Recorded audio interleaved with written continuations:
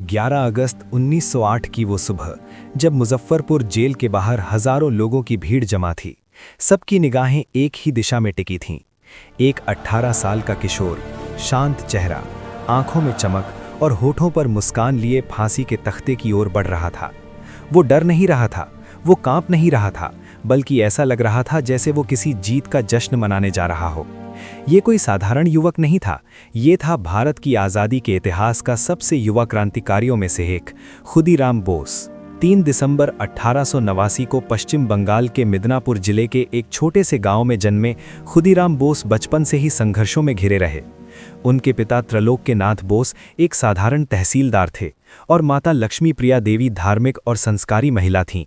लेकिन नियति को कुछ और ही मंजूर था। जब खुदीराम केवल 6 वर्ष के थे, तभी उनकी मां का देहांत हो गया और 1 साल बाद पिता भी इस दुनिया से चले गए। इतनी छोटी उम्र में माता पिता का साया उठ जाना किसी भी बच्चे को तोड़ सकता था, लेकिन खुदीराम के भीतर शायद कुछ और ही जल रहा था। उनकी बड़ी बहन ने उनका पालन पोषण किया और उन्होंने अपनी पढ़ाई मिदनापुर के हैमिल्टन हाई स्कूल से की। यही वो समय था जब देश में बंगाल विभाजन की आग जल रही थी। सड़कों पर वंदे मातरम के नारे गूंज रहे थे और युवाओं के दिलों में आज़ादी का जज्बा आकार ले रहा था। एक दिन उन्होंने श्री अरबिंदो और सिस्टर निवेदिता का भाषण सुना। उन शब्दों ने उनके भीतर क्रांति की ऐसी चिंगारी जलाई जो फिर कभी बुझी नहीं। मात्र 15 वर्ष की उम्र में उन्होंने अंग्रेज़ों के खिलाफ पर्चे बांटना शुरू कर दिया और जल्द ही पहली बार गिरफ्तार भी हुए। लेकिन जेल की सलाखें उनके इरादों को कमज़ोर नहीं कर सकीं।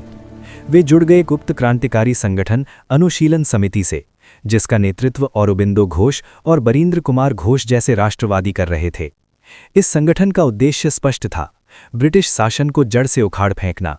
खुदीराम अब बम बनाना सीख रहे थे, गुप्त योजनाएं बना रहे थे और अंग्रेज अधिकारियों को सबक सिखाने की तैयारी कर रहे थे। उसी समय कलकत्ता के मुख्य प्रेसिडेंसी मजिस्ट्रेट डगलस किंग्सफोर्ड अपने कठोर फैसलों के कारण क्रांतिकारियों के निशाने पर आ गए थे। वे स्वतंत्रता सेनानियों को कठोर सजा देने के लिए कुख्यात थे। एक 15 वर्षीय बालक सुशील सेन को कोड़े मारने का आदेश और हर कोड़े पर उसका वंदे मातरम चिल्लाना पूरे बंगाल में आग की तरह फैल गया। क्रांतिकारियों ने निर्णय लिया कि किंग्सफोर्ड को उसकी क्रूरता की सजा दी जाएगी, लेकिन अंग्रेज सरकार को भनक लग गई और उसका तबादला मुजफ्फरपुर कर दिया गया। उन्हें लगा कि दूरी से गुस्सा ठंडा हो जाएगा, पर वे ये नहीं जानते थे कि क्रांति की आग दूरी से नहीं बुझती। मिशन सौंपा गया 2 युवाओं को, खुदीराम बोस और प्रफुल्ल चाकी। दोनों मुजफ्फरपुर पहुंचे, नकली नामों से धर्मशाला में ठहरे और कई दिनों तक किंग्सफोर्ड की दिनचर्या का अध्ययन किया। 30 अप्रैल 1908 की रात यूरोपीय क्लब से निकलती एक घोड़ा गाड़ी पर खुदीराम ने बम फेंका। एक भीषण विस्फोट हुआ, आग की लपटें उठीं और दोनों युवक अंधेरे में गायब हो गए। उन्हें लगा कि मिशन सफल हो गया, लेकिन किस्मत ने एक दुखद मोड़ ले लिया। वो गाड़ी किंग्सफोर्ड की नहीं थी, उसमें वकील प्रिंगल कैनेडी की पत्नी और बेटी सवार थीं, जिनकी मृत्यु हो गई। ये एक भयानक भूल थी जिसने इतिहास में एक करुण अध्याय जोड़ दिया। खुदीराम पूरी रात लगभग 25 मील दौड़ते रहे और अंततः वैनी स्टेशन पर पकड़े गए। थके हुए थे, लेकिन चेहरे पर डर नहीं था। उधर प्रफुल्ल चाकी ने गिरफ्तारी से पहले स्वयं को गोली मार ली। अदालत में खुदीराम ने पूरी जिम्मेदारी स्वीकार कर ली। 21 मई 1908 को मुकदमा शुरू हुआ और जब जज ने सजा सुनाई तो वो मुस्कुरा रहे थे। कहा जाता है कि उन्होंने मजाक में कहा, अगर समय दें तो आपको भी बम बनाना सिखा सकता हूं। ये निडरता अंग्रेजी हुकूमत को भी हैरान कर गई। अपील की गई, लेकिन 13 जुलाई 1908 को सजा बरकरार रही। और फिर आया 11 अगस्त 1908। सुबह का समय, जेल के बाहर भीड़, लोग फूल लेकर खड़े थे। 18 वर्ष का वो युवक हंसते हुए फांसी के फंदे को चूमता है और कुछ ही क्षणों में इतिहास अमर हो जाता है।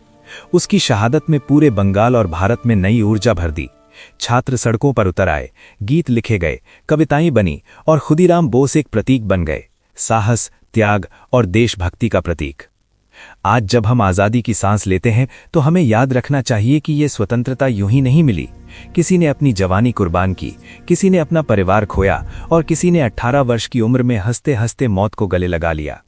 खुदीराम बोस केवल एक नाम नहीं, बल्कि वो जज्बा है जो हर पीढ़ी को याद दिलाता है कि देश के लिए जीना और मरना क्या होता है।